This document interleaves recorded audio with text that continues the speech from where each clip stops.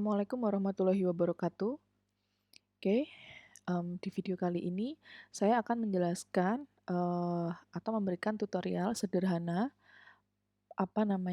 implementasi metode naif Bayes dan juga decision tree pada RapidMiner dengan menggunakan dataset CAR dataset yang diambil dari uji mesin learning. Nah, di sini saya tidak akan menjelaskan bagaimana mengimport data dari data yang sudah kita download di uji mesin learning. Bisa dilihat di video sebelumnya, yaitu tutorial RapidMiner menggunakan KNN. Di situ sudah ada penjelasannya bagaimana mengimport data. Oke, langsung saja. Yang pertama kita langsung tarik datanya, kemudian seperti biasa, kita perlu split data.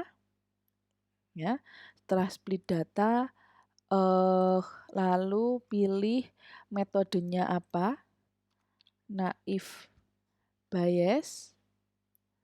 Setelah itu apply model. Nah, ini sangat mudah sekali karena kita akan membuat penyelesaian sederhana sama dengan metode sebelumnya yaitu KNN, hanya yang beda di sini adalah di metodenya naif Bayes dan KNN. Selanjutnya juga sama, masih performanya.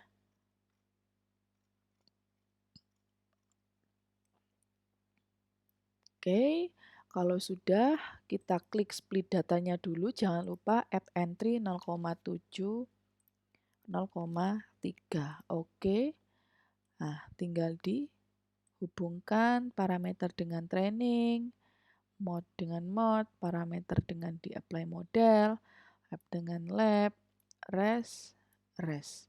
Oke, kalau sudah kita kita save dulu dengan nama classification CAR dataset naif Bayes. Oke, kalau sudah kita run. Nah, ini sama ada beberapa hasil prediksi yang berbeda. Nah, kita cek semuanya. Kalau yang apply model ini adalah setelah kita uji data set ujinya atau data ujinya, kemudian, nah di sini ya, ada reset history, performance, ini data keseluruhannya ada 1700, karena tadi kita set split datanya 0,7, 0,3 berarti sama ada 518 data yang diuji. Nah, performanya kita cek. Nah, ternyata di sini akurasinya lebih kecil dibandingkan dengan metode sebelumnya, yaitu metode KNN.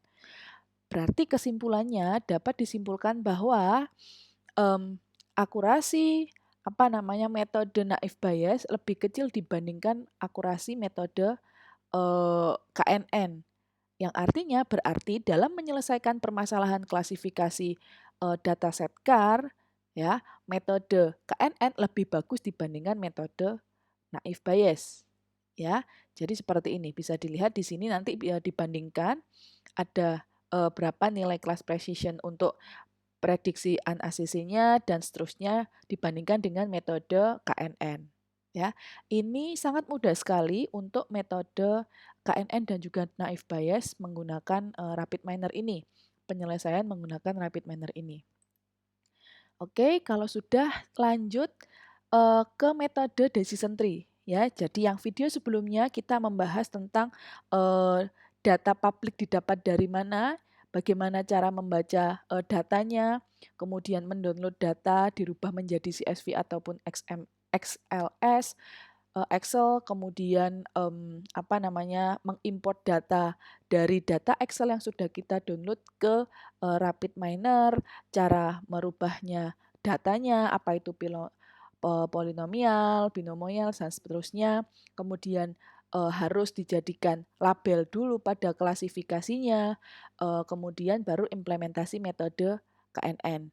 Nah, di video sekarang ini tadi kita sudah belajar gitu ya, sudah tahu hasilnya dengan dataset yang sama dengan metode KNN yaitu dataset CAR yang mendapatkan akurasi nih 79,34% di mana akurasi ini lebih kecil dibandingkan akurasi metode naive Bayes, metode KNN ya.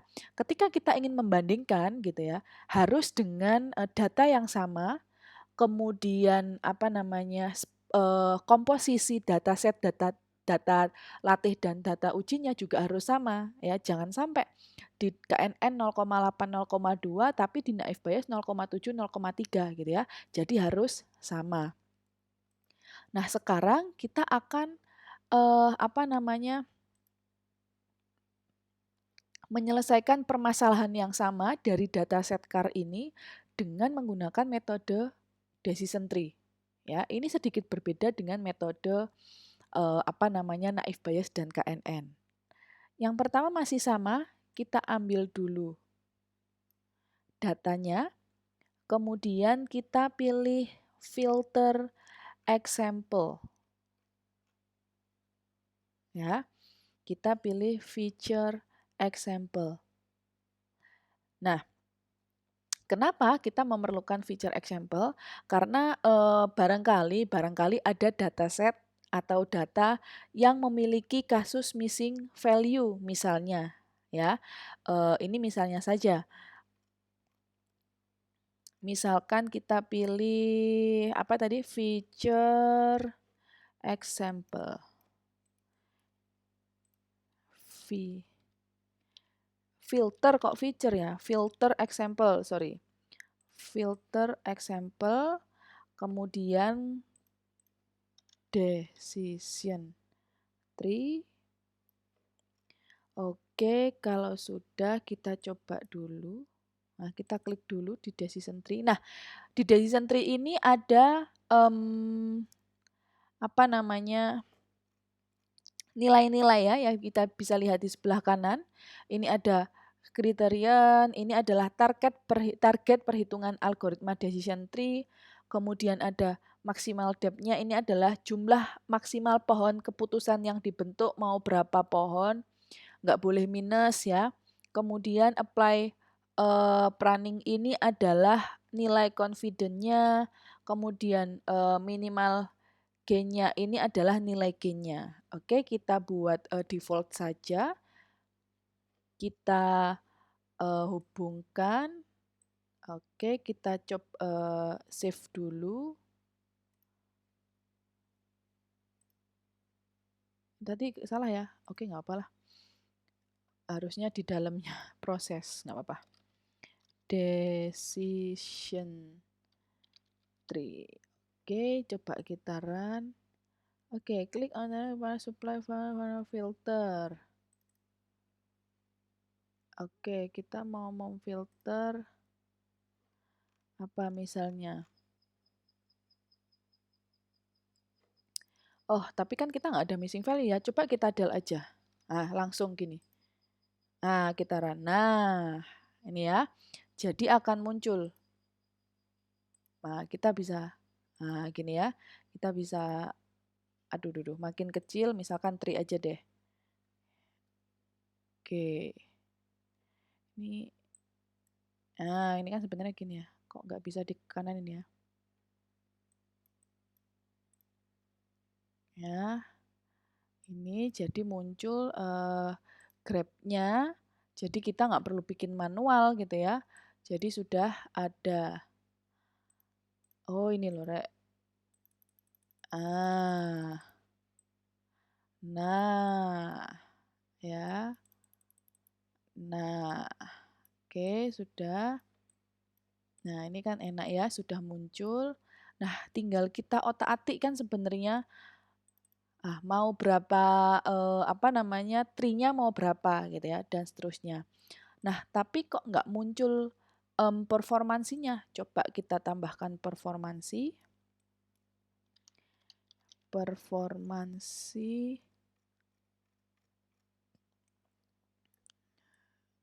Kita coba dulu. Kalau merah Pak, berarti perlu di apply model sepertinya. Apply model. Oke. Oke, saya bawahin biar enak. Kemudian performansi, pilih yang ini. Oke, kita cek dulu apakah berhasil atau error. Nah, ini ya. Oke. Coba kita, apakah dia ketika di split data, ya, kita harus mencoba-coba di sini.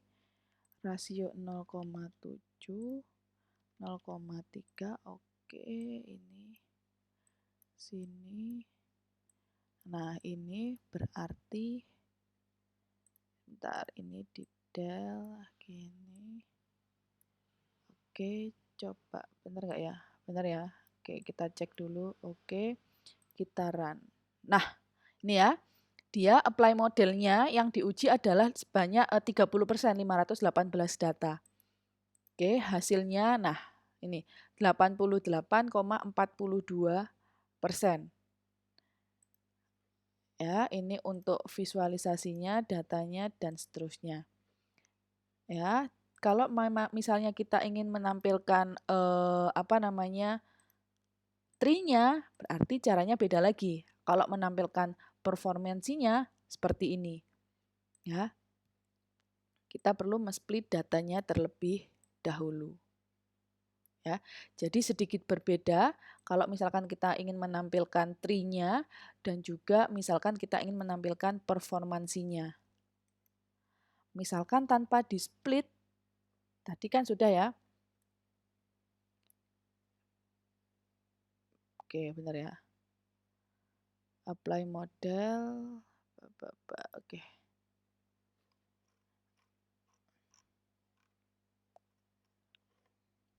Oke, nah di sini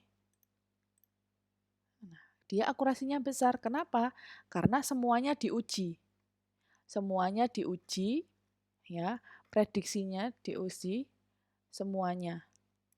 Makanya dia akurasinya lebih besar dibandingkan dengan ketika kita split data. Ya, demikian video tutorial RapidMiner menggunakan metode Naive Bayes dan Decision Tree. Semoga bermanfaat bagi kita semuanya. Saya akhiri. Wassalamualaikum warahmatullahi wabarakatuh.